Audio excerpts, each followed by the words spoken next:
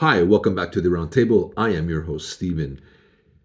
And today, music fans, is a historic day because April 2nd, 1973 saw the simultaneous release of arguably the greatest hits packages of our generation. It is none other than the Beatles' Red and Blue albums. 54 stellar tracks of the Fab Four. The Red compilation consisting of the years 1962 to 1966, and this Blue is 1967 to 1970. A little backstory of this. This is a point where the Beatles had broken up. It's been a few years. Some guy, I believe it was in New Jersey, created his own compilation and sold it on TV, calling it Alpha and Omega. I don't have it. I would love to find it. Was a hit, sold a lot of units. So the Beatles' one-time manager, Alan Klein, decided he's going to create his own version and counter and fight this thing and make money. Of course, make money. After the Beatles, they need to bring in more cash. The Beatles are done. They need to find something to do. Interesting idea, breaking it from like basically their boy band, their cover album status to the artist that they would evolve into. Notice the images. It's the same EMI stairwell in London just years later. Same picture. Love that idea. Love that concept. Really great. But again, it was made to go against the bootleggers. There's 54 tracks.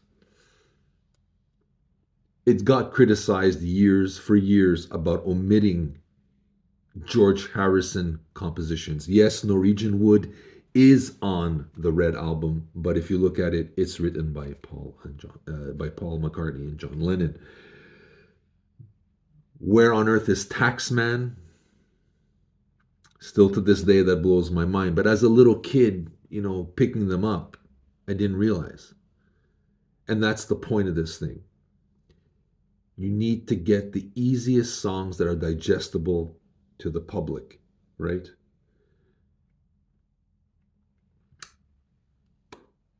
Because the Beatles fans, who the Beatles probably have every single album they got. That's what we did back in the. We bought them and we've watched them how they evolve, how an artist. Not like nowadays we pick up here a song stream or download a track or two. We bought albums back in the day and watched the band evolve, and that was it's like you're part of their journey. That this Beatles thing is in chronological order from their first hit "Love Me Do" to the last song from the Long and Winding Road. It's chronological. Fantastic idea. Love it. The pictures showing them at different stages of their life, same stairwell. Great. Love that, how it's intertwined in its, and they're all together, right? It's a circular thing. It's like the circle of life, their circle of life, their circle of musical life. I love that aspect of this compilation. Great idea. Yes, it's missing Taxman. Yes, it's missing George Harrison. But like I said, as a standpoint of these guys, I'm sure they said, what's the easiest songs to get these casual buyer or casual Beatles fan to buy more or get back into them or solidify their status?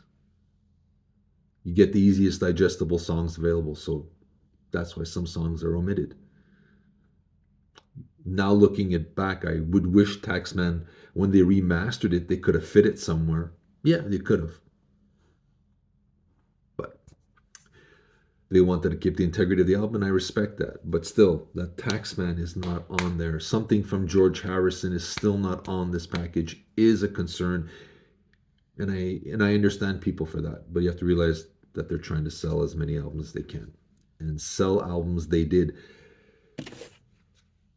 There are 30 million physical units sold. This is units. This is physical copies of these things. It's not a download. So understand that, this is solidifying the Beatles as arguably the greatest band of all time. If you do not have these in your collection,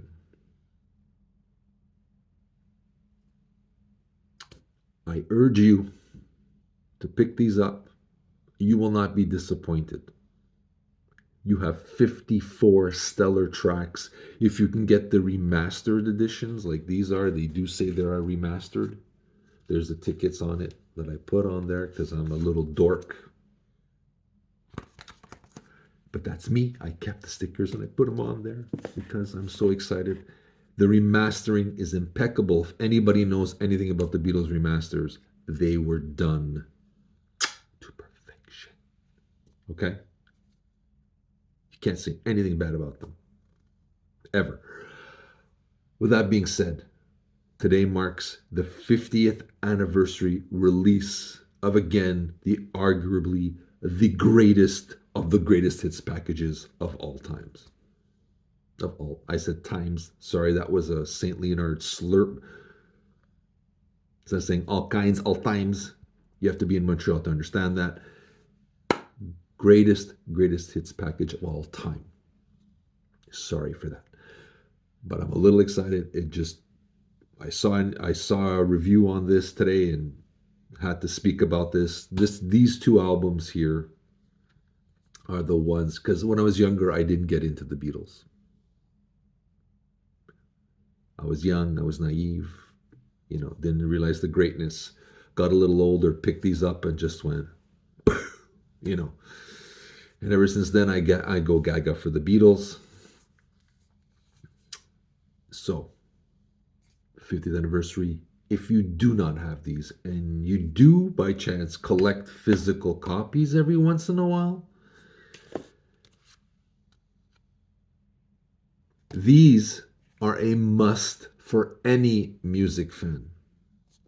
Whether you just like the Beatles or you love them.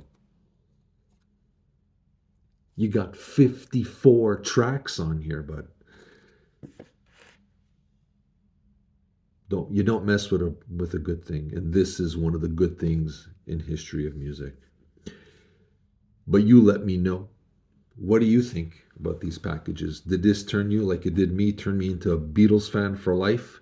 Did it turn you? Did you get turned off? Let me know. You got favorite tracks? How do you feel about George Harrison being left off the Red album? You had his original compositions are not on there. How do you feel about that? Let me know. Would you put, what songs else? What other songs would you put on there? Love to hear from you. Hit that like button. Subscribe. We would love to hear from you. And this is Stephen from the Aroundtable, wishing you a fantastic April 2nd and happy anniversary to the Red and Blue Beatles albums.